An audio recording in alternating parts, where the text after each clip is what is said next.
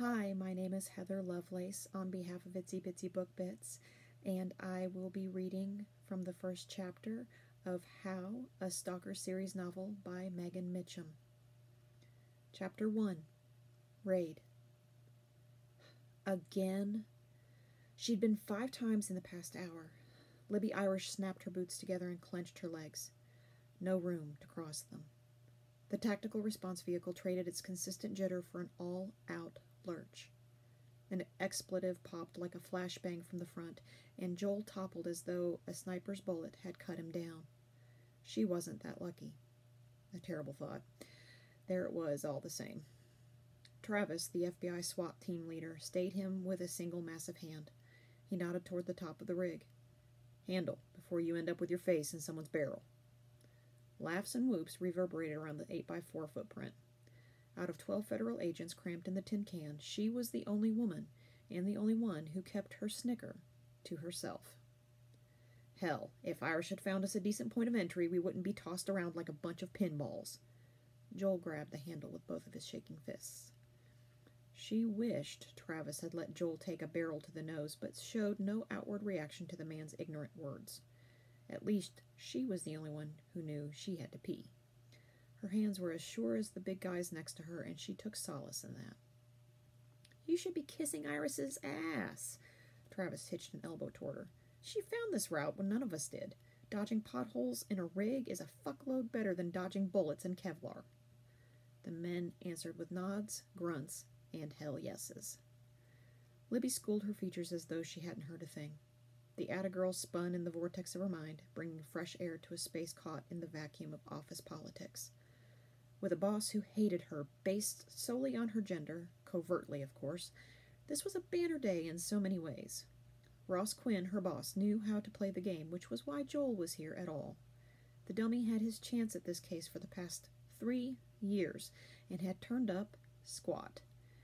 Had she been given a choice of who to bring on the op, she'd have chosen Alec. Someone, hell, the only one, who watched her back at the bureau.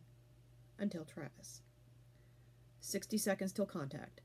Travis pointed at Libby, the lead on the op, the lead on the case against the single citizen with the greatest cache of weapons ever known. Libby hugged the assault rifle to her chest.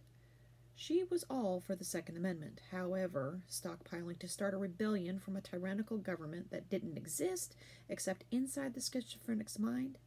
No. Not even a little. His illness didn't stop the few hundred followers he'd amassed from joining his cause.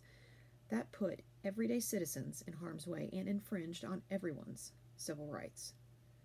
10, 9, and Joel secure shipping containers on the west side of compound, she barked. The elite team members offered 2 fast checks while Joel groaned his. Before he was finished, she continued.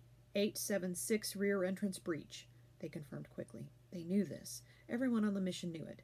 They'd been over it no less than a dozen times. But this was no conference room. This was no warehouse.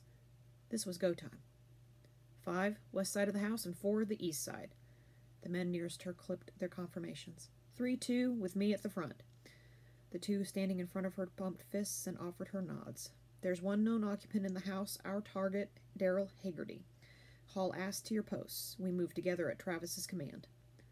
She didn't have to pee anymore. Her blood churned and her muscles ached to move. Travis stood. "You heard the lady. I'm in your ear. If anything goes sideways, keep moving. Probability of bombs and traps are low, but 2, 6, and 9 are checking and clearing before entry." Libby and every other man in the vehicle gave the all-set signal except for Joel, who seemed to be in the middle of a panic attack. "Ornby, you gonna puke?" Travis hollered. "No, sir," Joel gagged. "Good. You puke in my rig, you lick it up." Travis gave the signal and everyone stood. A beat later, the technical response vehicle rolled to a stop. Excitement sizzled through Libby's veins. "Let's move," Travis barked. Libby pulled the lever, swung the door wide, and leapt out onto the final curve of the dirt road before it bypassed the rear of Haggerty's property. A thicket of evergreens shielded them from the view of the house. Travis and her breach team joined her. Commotion drew their attention back to the truck. Joel shoved his way through the group, clung to the door, and spewed. The chunks of burger he'd eaten back at the warehouse they'd set up as base were as appetizing as every word that had ever come from his foul mouth. Bile and barely masticated food nearly hit the rear wheel. Travis rolled his eyes. A few of the guys laughed, but most were too anxious to care. They were in go mode, with their minds on the task at hand. He heaved once more and then spat before straightening and joining their group. "You're with 10 and 9, Travis growled. He pointed at the two men who leapt from the truck to avoid Joel's mess and gathered on the far side of the tree line. The rest of the group hit the ground, splitting into their assigned teams. 2 and 3, Travers and Knowles, flanked her, and they moved toward the property line, leading the group. At the east edge, she found the old, broken-down 18-wheeler. They used the rusted-out frame for cover and pushed to within 200 yards of the house. Her heartbeat throbbed inside the tips of her fingers, but her breathing was slow and steady. She checked back, saw that everyone was together, and then gave the signal. By the end of the hour, her career would be made or broken. A grin set her mouth, and she ran for the northeast corner of the one-story house.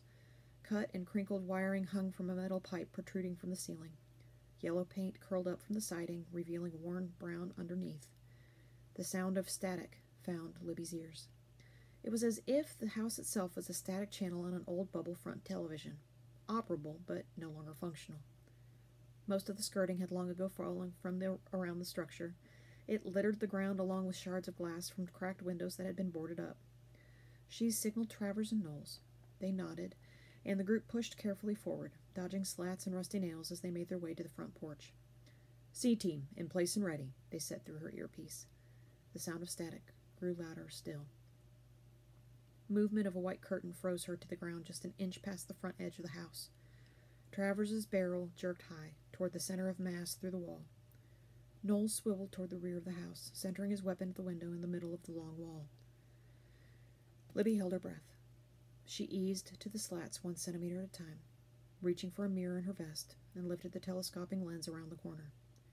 Indeed, a white curtain had moved at the front of the house, but not because a person moved it. Wind tickled her skin and ruffled the light fabric. She stowed the device and turned to her teammates. "The window is open," she mouthed. "The curtain is moving." She pointed at her ear, emphasizing silence. She climbed onto the porch and crawled on her knees and one hand under the window to the far side of the door. Both men followed suit, except Knowles stayed on the opposite side of the door. Travers remained crouched.